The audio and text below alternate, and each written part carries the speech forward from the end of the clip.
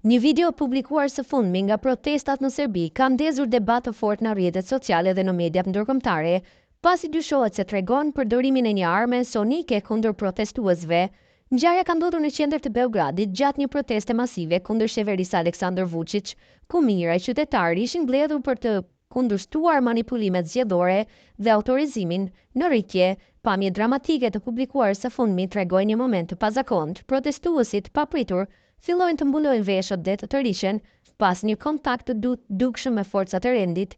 Reagimi menjëhershëm i turmës, paniku dhe konfuzioni që pason kanë bërë që shumë analistë dhe ekspertë të sigurisë të dyshojnë se bëhet fjalë për përdorimin e një pajisje akustike të quajtur LRAD, Long Range Acoustic Device, e njohur ndryshe si armë sonike. Këto pajisje janë përdorur më parë në protestat në SBA dhe vende të tjera për të shpërndarë turmat pa përdorur forcë fizike, por përdorimi i tyre mbetet i diskutueshëm për shkak të rreziqeve që paraqesin për shëndetin, sidomos dëmtimin e përhershëm të dëgjimit apo problemeve neurologjike. Në Serbi deri më tani autoritetet nuk kanë konfirmuar apo mohuar zyrtarisht përdorimin e kësaj arme.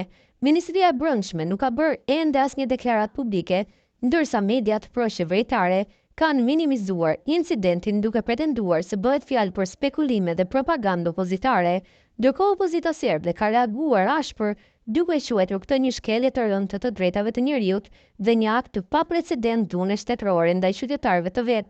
Disa deputetë të opozitës kanë paralajmëruar se do të kërkojnë një hetim të pavarur ndërkombëtar, ndërsa organizatat për të drejtat e njerëzit kanë nisur mbledhjen e fakteve dhe dëshmive nga terreni. Reagimet nuk kanë munguar as nga jashtë. Disa eurodeputet kanë shprehur shqetësimin e tyre në rrjetet sociale duke kërkuar që Bashkimi Evropian të hetojë ngjarjet dhe të rivlerësojë marrëdhëniet me qeverinë Kurki. Nëse përdorimi i një arme sonike kundër protestuesve konfirmohet, kjo mund të ketë pasoja të rënda diplomatike për Beogradin. Protestat në Serbi janë intensifikuar muajt e fundit